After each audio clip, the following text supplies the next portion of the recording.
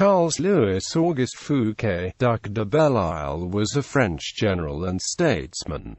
Life and career. Born in Villefranche-de-Rouergue, Belle-Isle was the grandson of Nicolas Fouquet, who served as superintendent of finances under Louis XIV. His family was in disgrace because of Fouquet's brash ambition in the eyes of Louis XIV. Determined to blot out his family's prior disgrace, he entered the army at an early age and was made proprietary colonel of a dragoon regiment in 1708.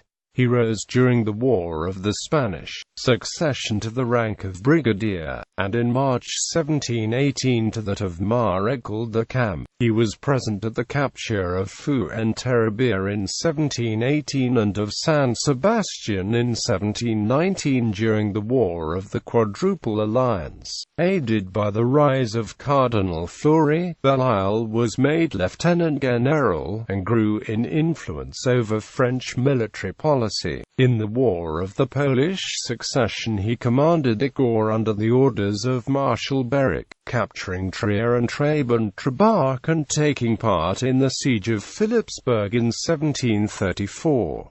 When peace was made in 1736, Louis XV gave Belle-Isle the governments of three important fortresses, Metz, Toul, and Verdun, offices that he would hold until his death. This was in recognition of both his military services and of his taking part in the negotiations for the cession of Lorraine. Belle-Isle's military and political reputation was now at its height, and he was one of the government's principal advisers on military and diplomatic affairs. In 1741 he was sent on diplomatic mission to Frankfurt, Germany as French plenipotentiary to carry out, in the interests of France, a grand scheme of political reorganization in the moribund empire, and especially to obtain the election of Charles Albert, Elector of Bavaria, as emperor. The long tradition of Franco-Austrian rivalry had crystallized around Belle-Isle, who had emerged as the leader of the bellicose bloc of French policy-makers towards the House of Austria. In the eventful year of 1741, he was at the masthead of French interventionist policy in Germany, characterized by scholar Richard Logger's scheme for the humiliation of the House of Austria, and of the beginnings of the War of the Austrian Succession. French aggression was in large part made possible by the precedents set by the Frederick II of Prussia and his conquest of Silesia, often referred to as the Rape of Silesia. France's initial victories, including the election of Charles Albert to Holy Roman Emperor, were short-lived, and by 1743 the war was proving to be very disappointing for France, as Belle-Isle's military command in Germany was full of setbacks and losses. His aggressive strategy towards Austria was predicated on the swift defeat of an impotent and disorganized Austria, along with the linchpin that was Franco-Prussian alliance. Belle-Isle was named Maréchal de France in 1741 and received control of a large army, with which it is said that he promised to make peace in 3 months under the walls of Vienna. The truth of this story is open to question, for no one knew better than Belle-Isle the limitations imposed upon commanders by the military and political circumstances of the times. He was, according to one scholar, the most important single influence on French policy in the crucial year of 1741.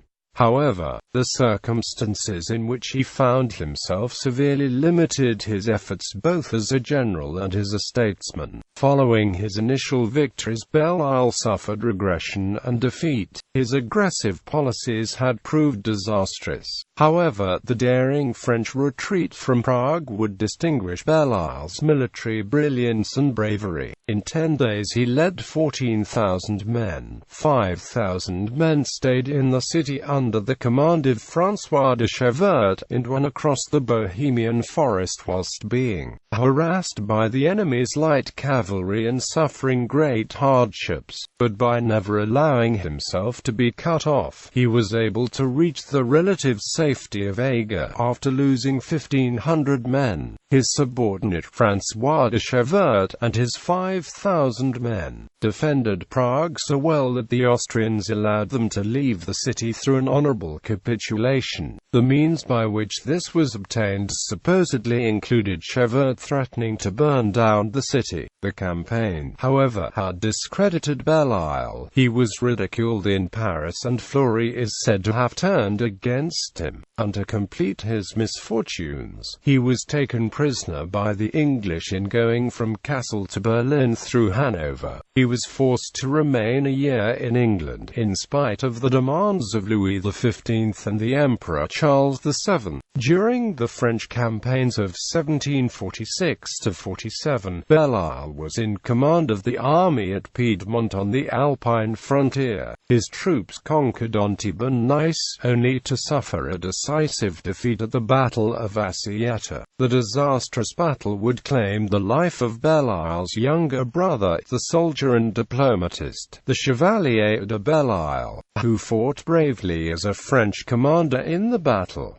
Following the defeat, French forces were weakened and demoralized. However, Belle-Isle still managed to repel an invasion of Provence by Austrian and Italian forces and pushed the fighting back into the plain of Lombardy. At the peace, having thus retrieved his military reputation from the disasters of 1742–43, Belle-Isle was made a peer of France in 1748.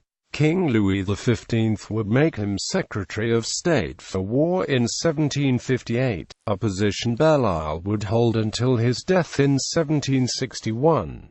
During his 3 years as Secretary of War, Belle-Isle undertook many reforms. Most important was the development of a French military school for officers, seeing as the officer corps was shown to be inadequate during the wars of the past few decades. This included the suppression of the proprietary colonelcies of nobles who were too young to command, and he instituted an order of merit. These reforms of the officer corps were similar to the structure of the Prussian army in that it attempted to place merit and honor above the blind appointments of nobility. The successfulness of his reforms is debated, because by this time the 7 Years' War was in progress. According to one scholar, Walter L. Dorn, Belle-Isle's efforts came too late to make a difference in the war and the continuing decline of French military power. Belle-Isle was a close friend of Count Saint-Germain, and in 1760 allowed him to travel to The Hague in order to secure a peace treaty, obtain funding for France, and set up a whole separate company to manage France's treasury. The French foreign minister, Duc de Belle-Isle, was strongly against this and tried to have Count Saint-Germain arrested. Belle-Isle held an interest in literature throughout his life, and was elected a member of the French National Academy in 1740, so he founded the National Academy of Metz in 1760. Also, Belle-Isle is regarded today as a builder-ruler. As benefactor of the city, he initiated during his dukedom the modernization of the center of Metz in a context of enlightenment. Belle-Isle awarded royal architect Jacques-François Blondel for the embellishment of the town square and the construction of the city hall, the parliament, and the guardhouse lodging. He also decided the edification of the royal governor and intendant palaces and the opera house of Metz, describing it as one of the most beautiful France's opera theatre at his time. Just before his death, he stated, "The city of Metz is my mistress." Quote. However, his dukedom over Metz would end with his death because his only son, the Comte de Gisors, had been killed on the 23rd of June 1758 in the Battle of Crefeld. A commemorative plate honors him today on the forecourt of the Opera House of Metz.